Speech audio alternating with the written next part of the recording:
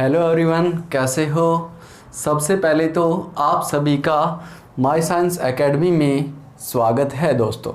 ठीक है दोस्तों, हम पढ़ रहे हैं BSc first year organic chemistry की फर्स्ट यूनिट। लेक्चर नंबर देखेंगे 7। ठीक है दोस्तों, हमने पिछले लेक्चर में देखा था फ्रिश रीअरेंजमेंट और रीअरेंजमेंट की कुछ मैकेनिज्म देखी थी। ठीक है दोस्तों, आज हम देखेंगे कि जो रिएक्शन के मध्य जो इंटरमीडिएट बनता है वो किस प्रकार का होता है, एक्टिव होता है या इनएक्टिव होता है, कितने टाइप का होता है, ये देखेंगे। ठीक है दोस्तों, तो हमारा टॉपिक है क्रियाशील मध्यवर्ती। ठीक है दोस्तों, तो हम पढ़ेंगे क्रियाशील मध्यवर्ती। ठीक है, जिसे बोलते हैं रिएक्टिव इंटरमीडिएट। ठीक है दोस्तों, तो सबसे पहले तो बात आती है कि मध्यवर्ती क्रियाशील या क्रियाशील मध्यवर्ती स्पीशीज होती क्या है। ठीक है, ये बनती कैसे है और निम्न ऊर्जा पर बनती है या उच्च ऊर्जा पर बनती है, तो ये भी हमें क्या होना चाहिए, पता होना चाहिए।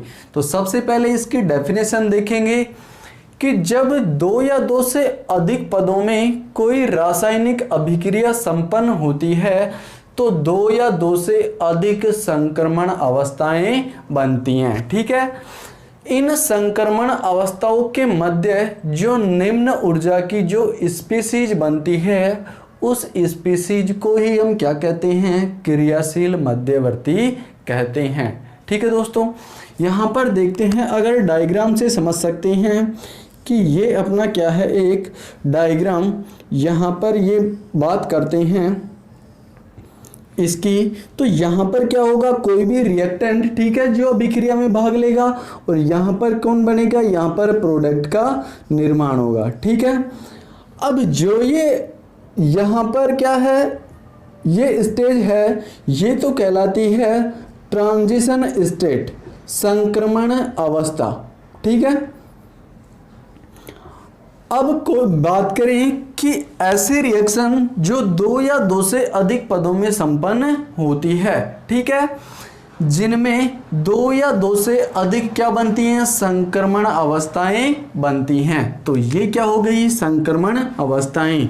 इन संक्रमण अवस्थाओं के मध्य में जो निम्न ऊर्जा की स्पीशीज होती है उसे ही हम क्या कहते हैं, क्रियाशील मध्यवर्ती कहते हैं। इसे ही बोलते हैं हम इंटरमीडिएट। ठीक है दोस्तों, इसकी ऊर्जा क्या होती है, संक्रमण अवस्था की तुलना में कम होती है। यहाँ पर ध्यान रखना। तो यहाँ तक हो गया क्लियर। अब हम बात करते हैं कि जो क्रियाशील मध्यवर्ती होते हैं ये कितने प्रकार के होते हैं। तो दोस्तों, क्रियाशील मध्यवर्ती 6 प्रकार के होते हैं। छहों के छहों टाइप हम एक एक का डिस्कशन आसानी इजीली वे से करेंगे। ठीक है दोस्तों, तो हम देख लेते हैं कौन कौन से मध्यवर्ती हैं। यदि बात करें इंटरमीडिएट नंबर 1 की, तो हमारे पास है कार्बो कैटायन मध्यवर्ती। ठीक है, सेकंड मध्यवर्ती की बात करें तो सेकंड होता है कार्ब एनायन। थर्ड होता है मुक्त मूलक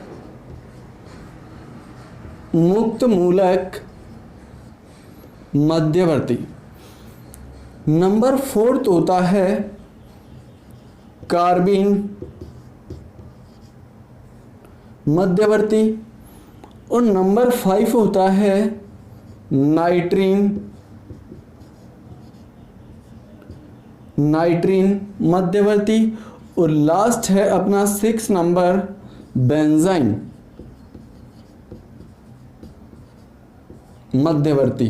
तो ये 6 प्रकार के क्रियाशील मध्यवर्ती आपके सिलेबस में हैं, जिनके बारे में हम एक एक का डिटेल से डिस्कशन करेंगे। ठीक है दोस्तों, क्रियाशील मध्यवर्ती कितने प्रकार के होते हैं? 6 प्रकार के। कार्बोकैटायन मध्यवर्ती, कार्बेनाइन मध्यवर्ती, मुक्त मूलक मध्यवर्ती, कार्बिन मध्यवर्ती और नाइट्रिन मध्यवर्ती और लास्ट अपना बेंजाइन मध्यवर्ती। ठीक है, हम चलते हैं कार्बोकैटायन मध्यवर्ती की तरफ। तो पहला टॉपिक है हमारा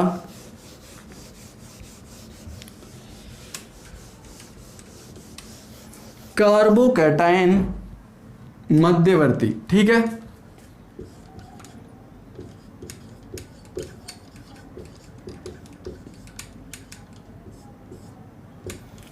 अब सबसे पहले बात आती है कि कार्बोकैटायन कहते किसे हैं, ये कैसे स्पीसीज है और किस प्रकार के क्लीवेज से बनती है। ठीक है दोस्तों, तो कार्बोकैटायन एक ऐसी स्पीसीज है जिसमें धनावेशित कार्बन की संयोजकता कोष में 6 इलेक्ट्रॉन पाए जाते हैं। उस स्पीसीज को हम कार्बोकैटायन मध्यवर्ती कहते हैं। ठीक है, कहने का मतलब ऐसा धनावेशित कार्बन जिसकी संयोजकता कोष में 6 इलेक्ट्रॉन पाए जाते हैं, कार्बोकैटायन कहलाता है। ठीक है, यहाँ पर देखें तो हम जैसे CH3+ ये क्या है? एक कार्बोकैटायन है।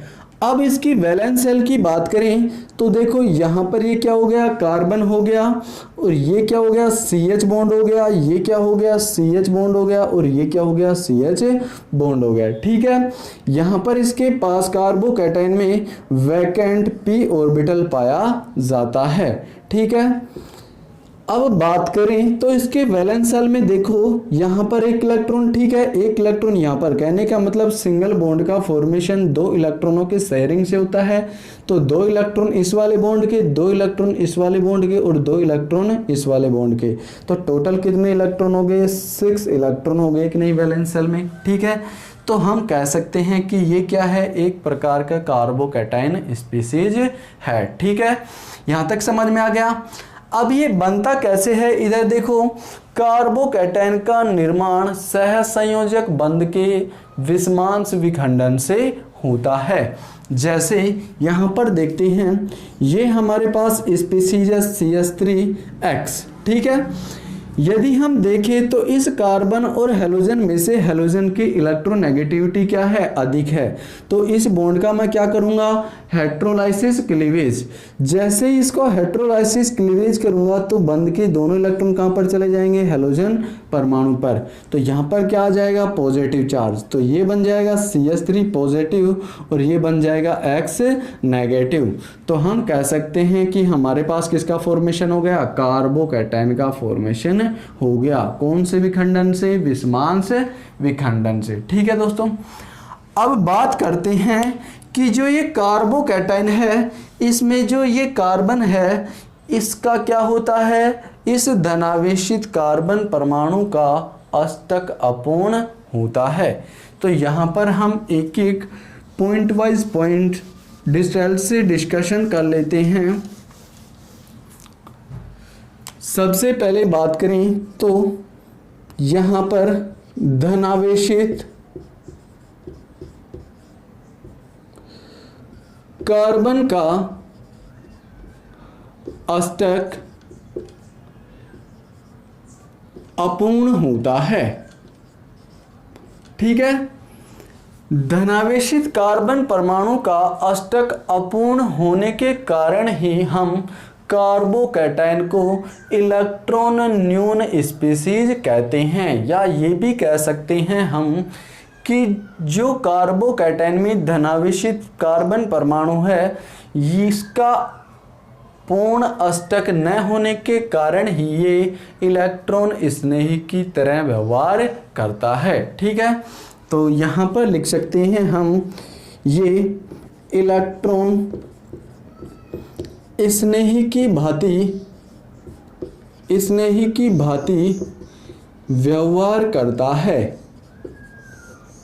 ठीक है दोस्तों, यदि हम बात करें इस कार्बोकैटायन की तो यहाँ पर देखिएगा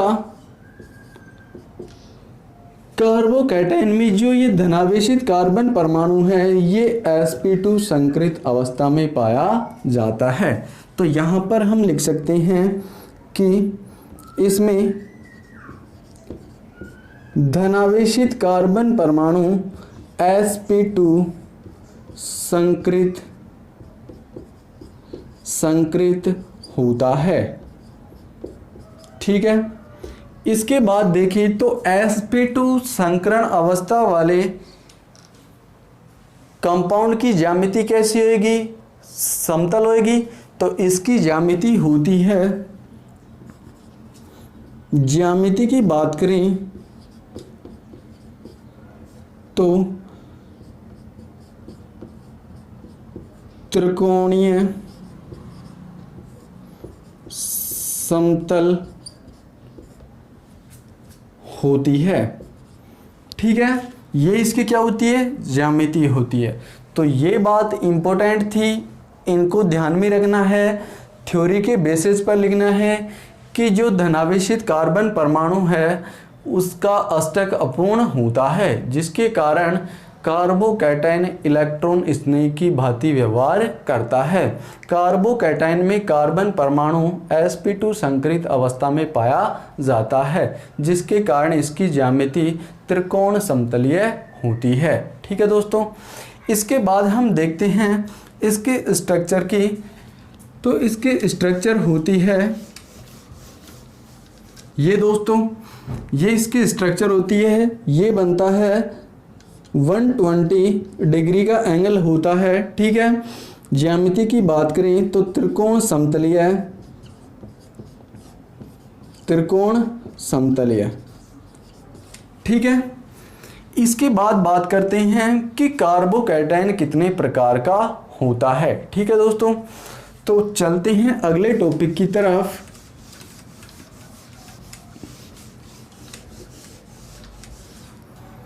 यहां पर देखते हैं हम कार्बोकैटायन के टाइप। ये तीन प्रकार का होता है दोस्तों। सबसे पहला है जिसे हम बोलते हैं प्राथमिक कार्बोकैटायन। ठीक है, प्राथमिक कार्बोकैटायन में जो धनावेश होता है, धनावेश प्राथमिक कार्बन द्वारा जुड़ा होता है। जो धनावेशित कार्बन परमाणु होता है वो प्राथमिक कार्बन के द्वारा जुड़ा होता है। तो यहाँ पर देखते हैं जैसे CH3 पॉजिटिव, ये भी क्या है, एक प्राथमिक कार्बोकैटायन है। या बात करें CH3 CH2। ठीक है, इसमें जो धनावेश होता है ये प्राथमिक कार्बन पर उपस्थित होता है। तो यहाँ पर देखते हैं कि ये जो धनावेश है ये इस कार्बन परमाणु से जुड़ा है। ये कार्बन परमाणु अन्य कितने कार्बन परमाणु से मिलकर बना है उसी को बोलते हैं हम प्राथमिक, द्वितीयक और तृतीयक। उसी के द्वारा हम क्या करते हैं, प्राथमिक, द्वितीयक, तृतीयक कार्बोकैटायन का निर्धारण करते हैं। ठीक है, जैसे ये धनावेश इस कार्बन से जुड़ा है तो ये अन्य कितने कार्बन से जुड़ा हुआ है, एक से। तो ये क्या कहलाता है, 1 डिग्री कार्बोकैटायन। इसे हम क्या कह सकते हैं, 1 डिग्री कार्बोकैटायन भी कह सकते हैं। इसके बाद इसे हम ऐसे भी दर्शा सकते हैं। ठीक है, इसके बाद सेकंड टाइप आता है हमारा द्वितीयक कार्बोकैटायन।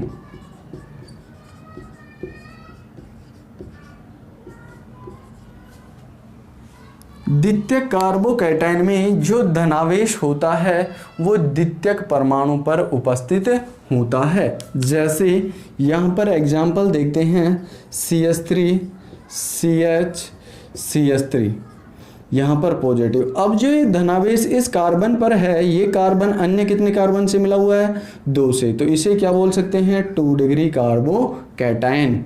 इसे हम इसके द्वारा भी रिप्रेजेंट कर सकते हैं। ठीक है, इसके बाद थर्ड नंबर आता है अपना तृतीयक कार्बोकैटायन। वह कार्बोकैटायन जिसमें धनावेश चार्ज तृतीयक कार्बन परमाणु पर उपस्थित होता है उसे हम क्या बोलते हैं? Tertiary carbocation. ये होता है टर्शरी कार्बोकैटायन। ये चार्ज तृतीयक कार्बन पर है। ये कार्बन कितने से मिला है? 1 2 3 से। तो हम क्या बोल सकते हैं? ये क्या है? 3 डिग्री कार्बोकैटायन। या इसको हम इसके द्वारा भी क्या कर सकते हैं? रिप्रेजेंट कर सकते हैं। यहां तक क्लियर है? समझ में आ गया? यहां तक स्क्रीनशॉट ले लीजिएगा।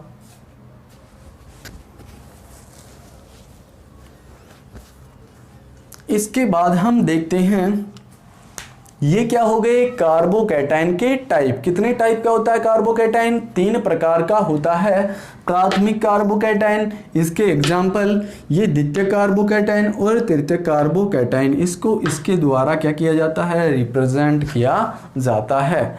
अब चलते हैं हम नेक्स्ट टॉपिक की तरफ। अगला टॉपिक है हमारा कार्बोकैटायन बनाने की विधियां, मेथड्स ऑफ कार्बोकैटायन। कार्बोकैटायन को किन किन विधियों के द्वारा हम क्या कर सकते हैं? बना सकते हैं। तो कार्बोकैटायन को हम अनेक विधियों के द्वारा बना सकते हैं। तो हम एक एक विधि का क्या करेंगे? डिटेल से अध्ययन करेंगे। सबसे पहले हम बनाएंगे एल्किल हैलाइड से। ठीक है, एल्किल हैलाइड से कैसे बनाएंगे? ये कोई हमारे पास कंपाउंड है टर्सरी ब्यूटाइल क्लोराइड। ठीक है, ये क्या है? एक एल्किल हैलाइड है। बात करें इसे टर्सरी ब्यूटाइल क्लोराइड। ठीक है, इसकी रिएक्शन करवाते हैं हम एल्युमिनियम ट्राई क्लोराइड के साथ। ये क्या करेगा? Cl नेगेटिव को लेकर जाएगा। जैसे ही Cl नेगेटिव यहां से जाएगा तो यहां पर क्या आ जाएगा? Positive charge. तो यहां पर देखिए क्या बनता है? CH3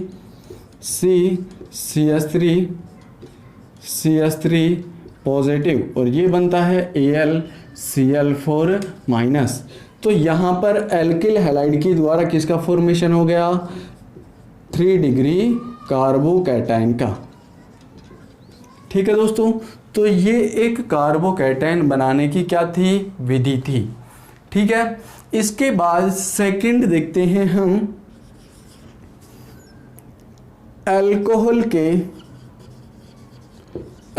के है प्रोटोनेशन से। ठीक है, अल्कोहल के प्रोटोनेशन से भी किसका निर्माण कर सकते हैं? कार्बोकैटायन बना सकते हैं। यहां पर देखिएगा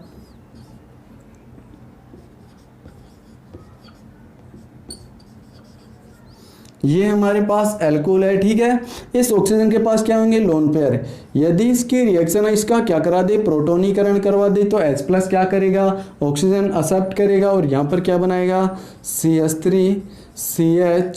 CH3 यहाँ पर बन जाएगा OH, यहाँ पर पॉजिटिव चार्ज। ठीक है दोस्तों, यहाँ पर ऑक्सीजन के पास पॉजिटिव चार्ज है तो ये क्या करेगा? न्यूट्रल करेगा इसको। तो ये बंद के दोनों इलेक्ट्रॉन ऑक्सीजन पर चले जाएंगे।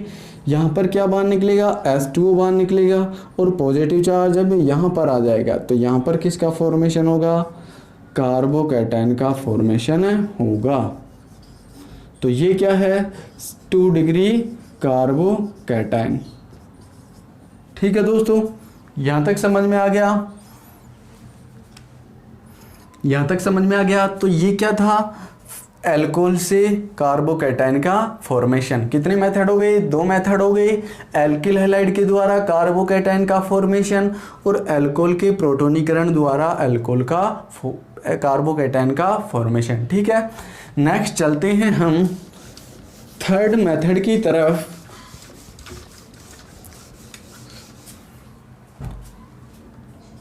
तीसरा है एल्कीनों के प्रोटोनेशन से।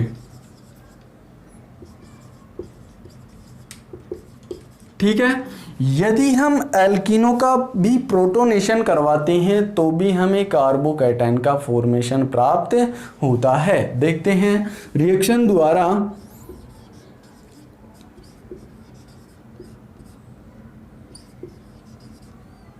ये हमारी कोई एल्कीन है, इसे बोलते हैं प्रोपीन। ठीक है, इसका प्रोटोनेशन करवाएं तो H+ के रूप में H+ क्या होगा, संयोजित होएगा।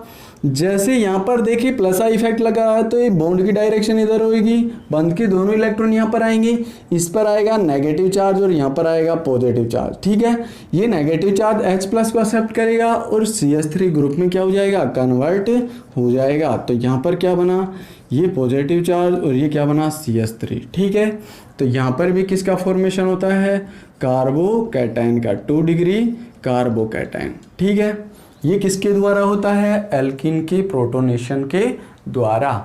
इसके बाद हम देखते हैं मेथड नंबर 4, कार्बोनाइल कंपाउंड के प्रोटोनेशन से। कार्बोनाइल यौगिकों के प्रोटोनीकरण द्वारा भी हम कार्बोकैटायन का फॉर्मेशन कर सकते हैं। यहां पर रिएक्शन द्वारा देखते हैं,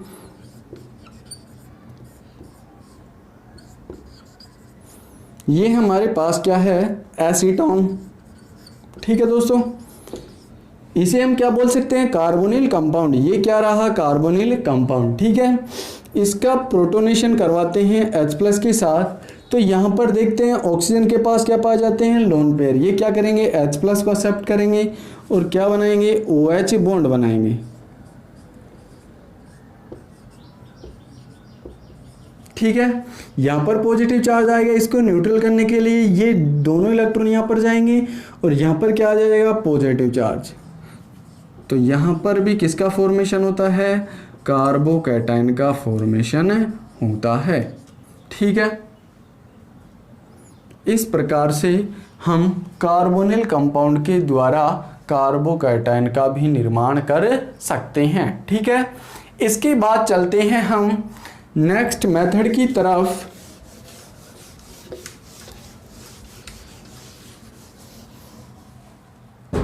अगला मेथड है अपना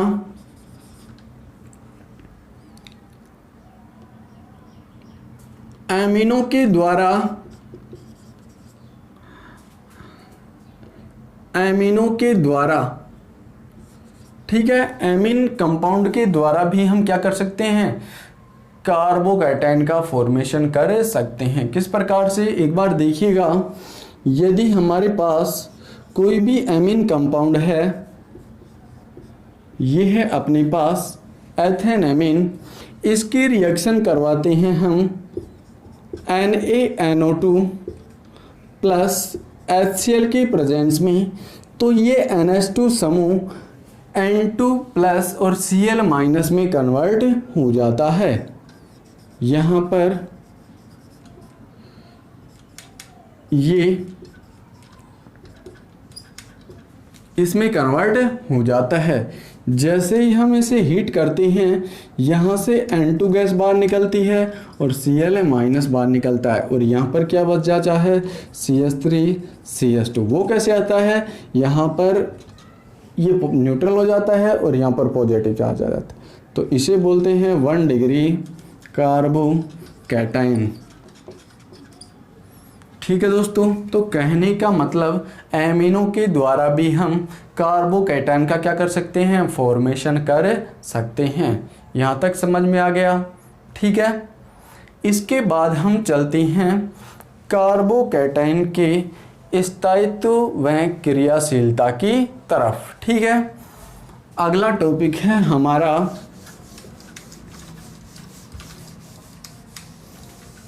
नेक्स्ट टॉपिक है कार्बोकैटायन की स्थायित्व एवं क्रियाशीलता।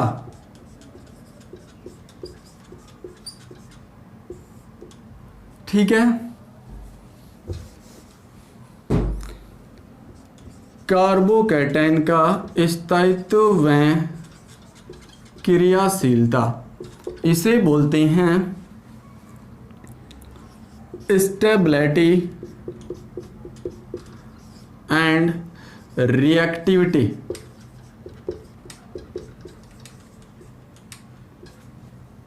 ठीक है दोस्तों, तो कार्बोकैटायन की हम क्रियाशीलता व स्थायित्व के बारे में भी क्या कर लेते हैं, डिस्कशन कर लेते हैं। इंपॉर्टेंट टॉपिक है फर्स्ट यूनिट की तरफ से।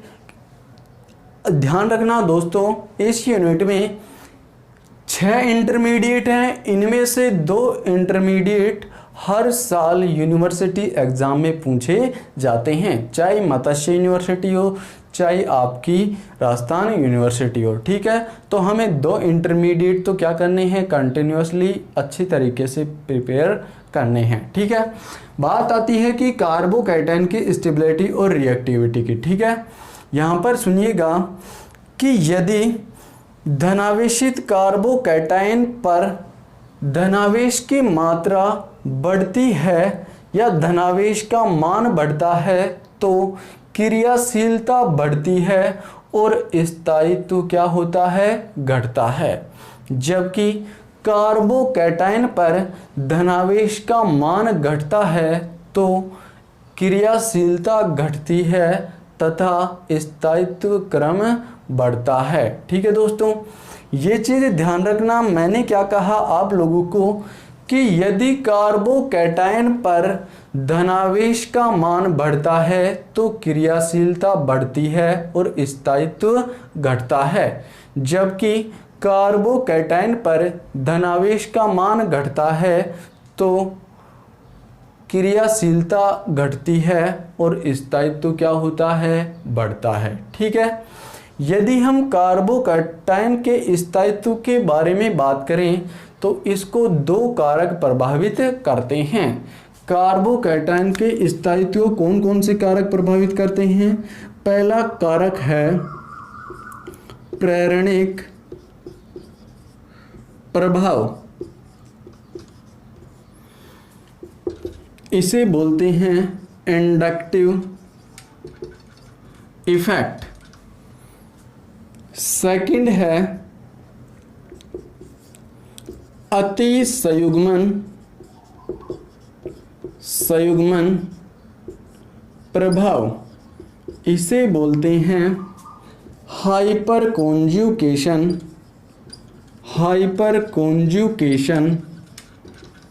इफेक्ट। ठीक है दोस्तों, ये 2 कारक हैं जो कार्बोकैटायन के स्थायित्व को क्या करते हैं, प्रभावित करते हैं। या हम ये भी कह सकते हैं कि कार्बोकैटायन का स्थायित्व प्रेरणिक प्रभाव व अतिसंयुग्मन प्रभाव पर निर्भर करता है। ठीक है दोस्तों, अब हम देखेंगे कि प्रेरणिक प्रभाव होता क्या है, ये किस प्रकार से कार्बोकैटायन के स्थायित्व को प्रभावित करता है। ठीक है, यहाँ पर देखें तो दोस्तों पहला इफेक्ट पढ़ते हैं हम प्रेरणिक प्रभाव। ठीक है, जिसे बोलते हैं इंडक्टिव इफेक्ट या इसे बोलते हैं आई प्रभाव भी बोलते हैं। ये 2 प्रकार का होता है दोस्तों। पहला टाइप होता है इसका प्लस आई इफेक्ट, प्लस आई प्रभाव, और सेकंड टाइप है माइनस आई प्रभाव। ठीक है, इंडक्टिव इफेक्ट को आप अच्छी तरीके से डिस्कशन करना चाहते हो कॉम्पिटिटिव एग्जाम की तरफ से, नीट या जेई मेन एडवांस की ओर से आप अच्छी तरीके से डिस्कशन करना चाहते हो तो आप हमारी प्लेलिस्ट में जाकर देख सकते हो। ठीक है दोस्तों, बात आती है कि इंडक्टिव इफेक्ट 2 टाइप का होता है, प्लस आई इफेक्ट और माइनस आई इफेक्ट। ठीक है, तो यहाँ पर मैं कह सकता हूँ कि कार्बोकैटायन का स्थायित्व, यहाँ पर ये चीज़ ध्यान में रखना, प्रोपोर्शनल होता है प्लस आई इफेक्ट के, ठीक है, जबकि व्युत्क्रमानुपाती होता है माइनस आई इफेक्ट के। ठीक है दोस्तों, यहाँ पर देखते हैं क्या करेगा कि जो प्लस आई इफेक्ट होगा वो तो क्या करेगा, कार्बोकैटायन के स्थायित्व को बढ़ाएगा, और जो माइनस आई इफेक्ट होगा क्या करेगा, कार्बोकैटायन के स्थायित्व क्या करेगा, कम करेगा। ठीक है, यहाँ पर हम देख लेते हैं,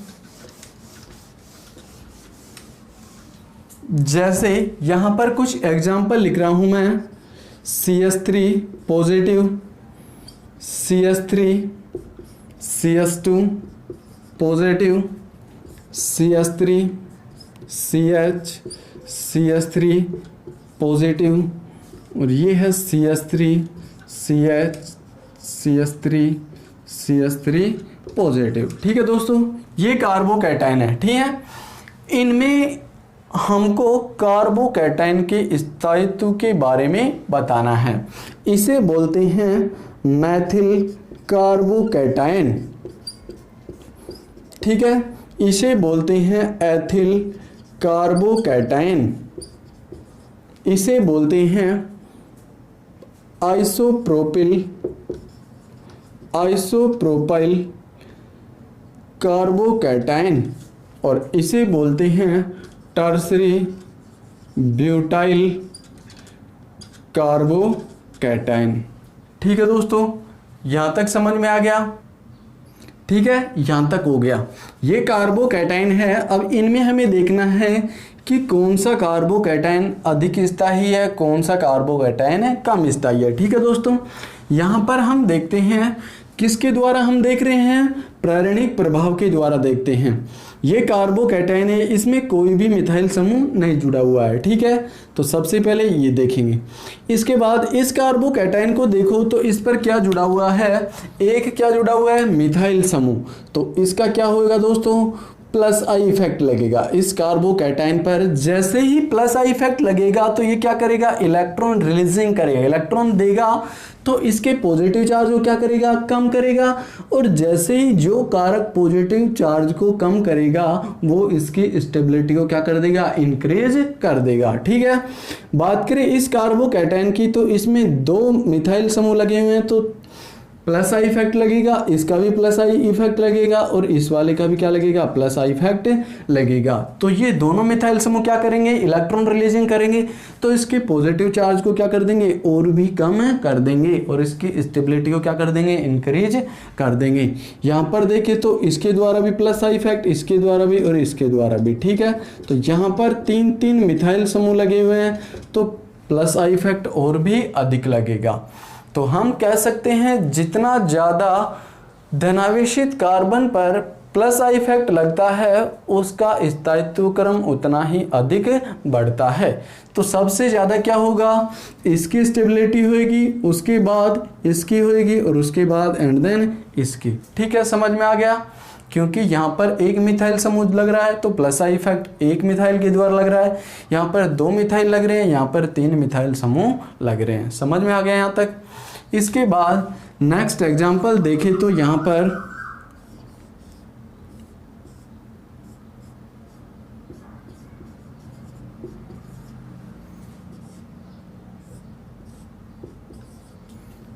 ये कार्बोकैटायन है, इसमें अधिक स्थायी कौन होगा, यहां पर देखिएगा दोस्तों,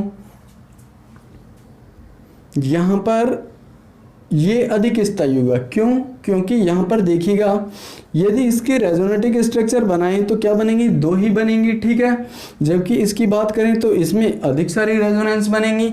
ये पॉजिटिव चार्ज क्या लेगा, रेजोनेंस में भाग लेगा, तो ये क्या हो जाएगा, मोर स्टेबल, क्योंकि इसमें क्या होंगी, मोर रेजोनेंस, इसमें क्या होगा, लेस रेजोनेंस। ठीक है, तो इस प्रकार से आप कार्बोकैटायन के स्थायित्व का निर्धारण कर सकते हैं। इसके बाद देखते हैं हम नेक्स्ट इफेक्ट की तरफ चलते हैं।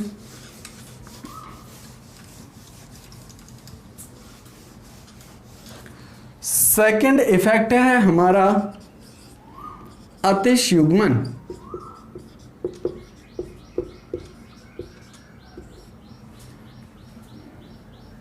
इसे बोलते हैं एच इफेक्ट।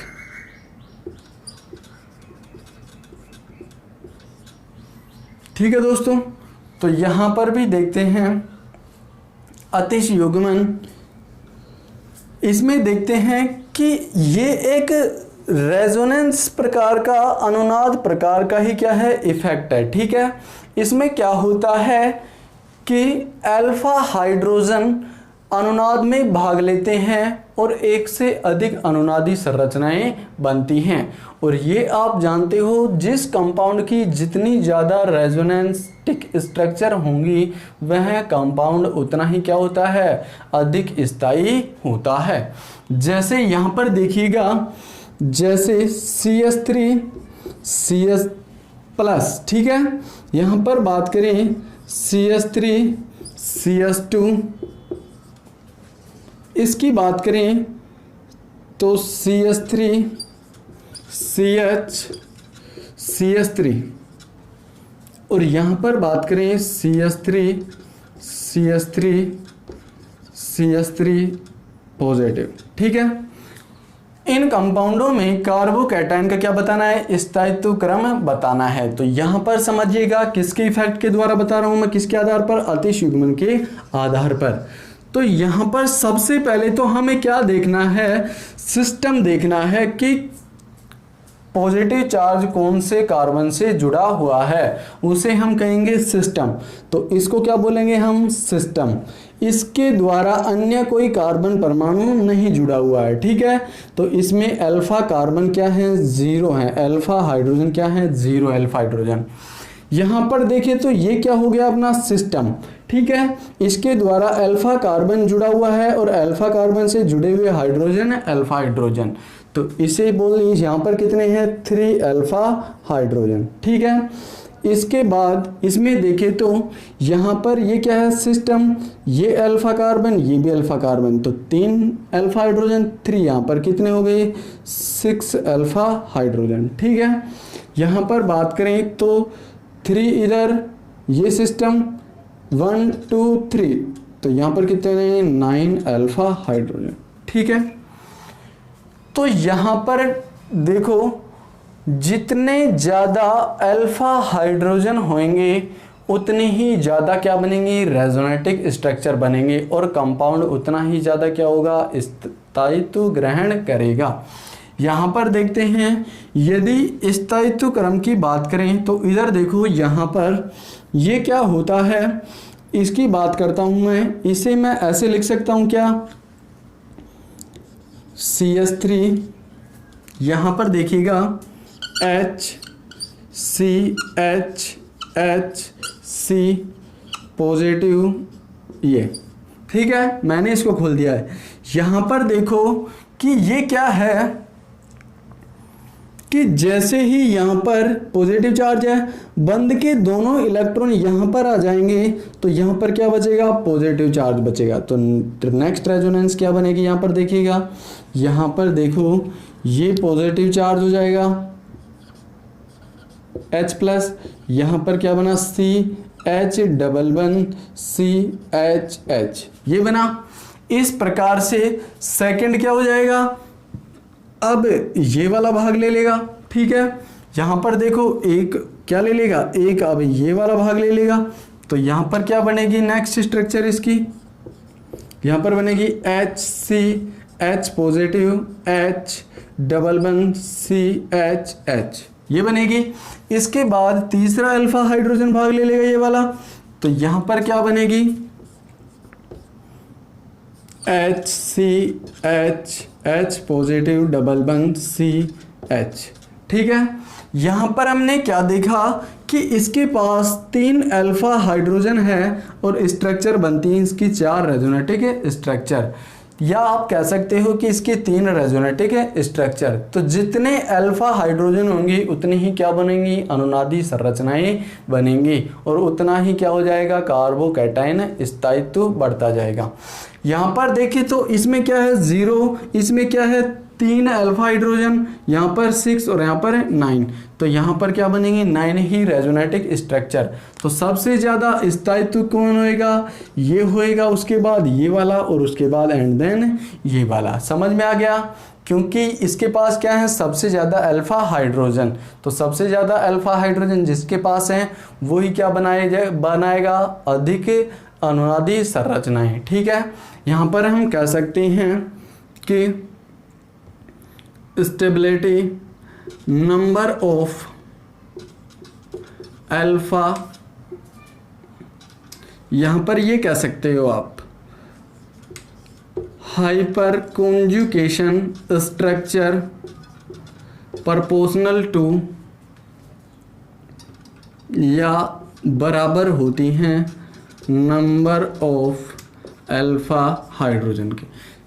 जितनी अल्फा हाइड्रोजन होंगी उतनी ही क्या बनेंगी अतियुग्मन संरचनाएं बनेंगी। ठीक है, तो ये था हमारा अतियुग्मन प्रभाव। समझ में आ गया, यहां तक क्लियर है, स्क्रीनशॉट ले लीजिएगा।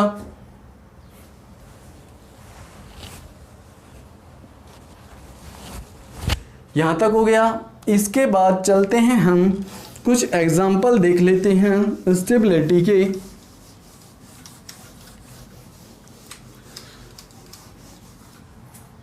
देखो यहां पर मैं एग्जाम्पल बता रहा हूं आपको।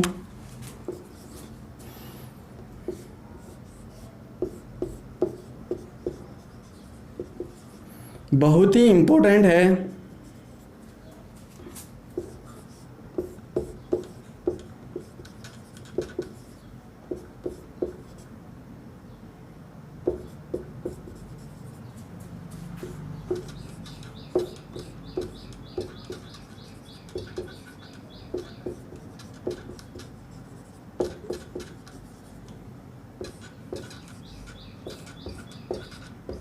ये 4 कंपाउंड हैं।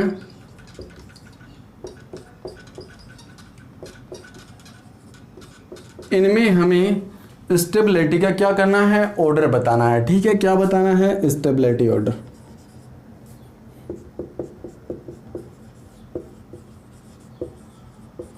ठीक है, अब देखो यहां पर बात करें तो सारे कंपाउंड क्या हैं, एरोमेटिक हैं। ठीक है, और कार्बोकैटायन है। अब हम कैसे चेक करेंगे, यहां पर देखिएगा कि ये वाला क्या है अपने पास, ये सिस्टम है, सारा सिस्टम है। ठीक है, इस सिस्टम से जुड़ा हुआ कार्बन ये क्या हो गया, अल्फा, अल्फा हो गया। ठीक है, अल्फा हो गया तो हम यहां पर देखेंगे अल्फा हाइड्रोजन की संख्या कितनी है, 3 अल्फा हाइड्रोजन। ठीक है, इसके पास ये सिस्टम है, इससे जुड़ा हुआ कार्बन अल्फा, इससे जुड़े हुए हाइड्रोजन, तो यहाँ पर ये नहीं है, ध्यान रखना, क्योंकि इससे जुड़े हुए हाइड्रोजन क्या कहलाएंगे, अल्फा। तो ये यहाँ पर कितने हैं, 2 अल्फा हाइड्रोजन, यहाँ पर कितने हैं, 1 अल्फा हाइड्रोजन, और यहाँ पर कितने हैं, 0 अल्फा हाइड्रोजन। अब हम बता सकते हैं कि सबसे ज़्यादा क्या होगा, ये होगा, उसके बाद ये होगा और उसके बाद ये वाला। ठीक है, तो इस प्रकार से हम कार्बोकैटायन के स्थायित्व व क्रियाशीलता के बारे में बता सकते हैं। ठीक है, स्थायित्व की जस्ट विपरीत क्या होती है, क्रियाशीलता। ठीक है, इसके बाद हम नेक्स्ट एग्जाम्पल की तरफ चलते हैं।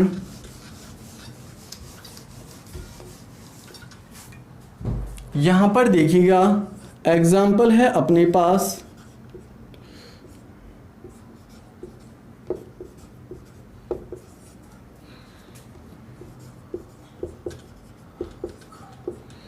सोच समझ के आंसर देना।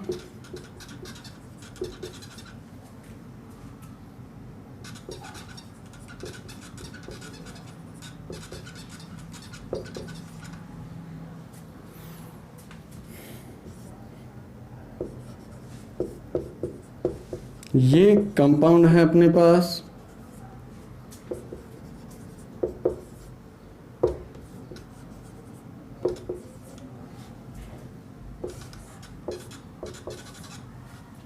ठीक है, इन्हें मैं नंबर दे देता हूँ 1st, 2nd, 3rd, 4th, 5th, 6th, 7, 8। ठीक है, इसको बताइएगा कि इसके स्थायित्व का क्रम क्या होगा। हो जाएगा यहाँ तक, कैसे, सबसे पहले देखो यहाँ पर कि ये फिनाइल समूह है, ये फिनाइल समूह है, ये फिनाइल समूह है। ये कार्बोकैटायन क्या लेगा, रेजोनेटिव स्ट्रक्चर में भाग लेगा। पहले इस वाले कॉन्जुगेशन में आएगा, फिर इसमें आएगा और फिर इसमें, तो रेजोनेटिव स्ट्रक्चर क्या बनेंगे, बहुत ही अधिक, ठीक है। उसके बाद इस फिनाइल को देखो, इसके पास कितने हैं, 2 फिनाइल, और यहाँ पर कितने हैं, फिनाइल। तो इन तीनों में सबसे पहले तो सबसे ज़्यादा ये होगा, उसके बाद ये वाला होगा, फिर उसके बाद ये वाला। तो यहाँ पर सबसे अधिक कौन सा होगा, फर्स्ट नंबर, उसके बाद सेकंड, उसके बाद थर्ड, ठीक है। इसके बाद देखो कि इसमें क्या जुड़ा हुआ है, 3 मिथाइल समूह, यहाँ पर 2 मिथाइल समूह, यहाँ पर 1 मिथाइल समूह, और यहाँ पर ये वाला। तो यहाँ पर देखो ये डबल बॉन्ड क्या कर रहा है, कॉन्जुगेशन में भाग ले रहा है। तो यहाँ पर भी क्या है, रेजोनेंस है। तो इसके बाद क्या होगा, ये वाला होगा 8 नंबर, ठीक है। उसके बाद देखेंगे टर्सरी ब्यूटाइल 4 नंबर, उसके बाद 5th नंबर, उसके बाद 6th नंबर, और उसके बाद 7 नंबर। ये क्या होगा, हमारा ऑर्डर होगा, ठीक है। यहां तक क्लियर है। इसके बाद हम चलते हैं, कार्बोकैटायन में रीअरेंजमेंट भी पॉसिबल होता है। तो उस रीअरेंजमेंट को भी देख लेते हैं। यहाँ पर आपके सिलेबस में एक रीअरेंजमेंट दिया गया है, वो है यहाँ पर डेमजनो पुनर्विन्यास, ठीक है। ये भी इंपॉर्टेंट है, ध्यान रखना। डेमजनो पुनर्विन्यास कहते किसे हैं, ये भी देख लेते हैं। और इसमें कार्बोकैटायन का क्या होता है, फॉर्मेशन होता है। जब हम प्राथमिक एमीन की क्रिया नाइट्रस अम्ल के साथ करवाते हैं तो विएमीनीकरण होता है, और विएमीनीकरण के द्वारा कार्बोकैटायन का निर्माण होता है। कार्बोकैटायन में कभी कभी पुनर्विन्यास भी क्या होता है, संपन्न होता है, जिसके द्वारा पुनर्विन्यासित उत्पाद का निर्माण होता है। ऐसी पुनर्विन्यास को ही हम क्या कहते हैं, डेमजनो पुनर्विन्यास कहते हैं। इसको हम अभिक्रिया के द्वारा समझ लेते हैं। यहाँ पर सबसे पहले लेते हैं, देखिएगा CH3 CH2 CH2 NH2, ये है, ठीक है। ये क्या है, प्राइमरी एमीन, प्राइमरी एमीन है अपने पास।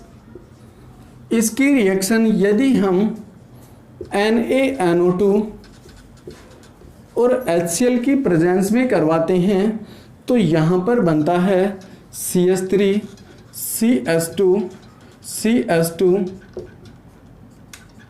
N2 प्लस और Cl माइनस, ये वाला कंपाउंड बनता है, ठीक है।